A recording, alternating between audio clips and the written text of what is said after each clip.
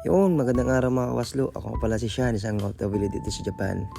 Ngayong araw pala na to, bibiyahe kami from Toyooka hanggang dun sa Senta na hihintuan namin ng 5 araw kasi mag-aaral kami dun ng mag-a-assist sa crane at saka mag-gas weld. Medyo challenging tong araw na to kasi first time kong mabiyahe ng malayo pero excited kasi nga sa Japan kasi iba yung way of driving nila dito na nasa kanan yung manubela, tapos yung way mo nasa kaliwa lagi. Tapos 2 months pa lang kami dito sa Japan, wala pa talaga ako idea sa mga dadaanan namin. Yun nga, may nadaanan nga kaming parang sungay ng Tagaytay, yung paahon siya na parang bituka ng manok. Yun, na-manage ko naman kasi alalay lang naman yung takbo ko. Then after 2.5 hours, nag-stop over muna kami para magtanghalian. Kasama ko ulit si Kawaslo Mark. Tapos dito pala mga kawas,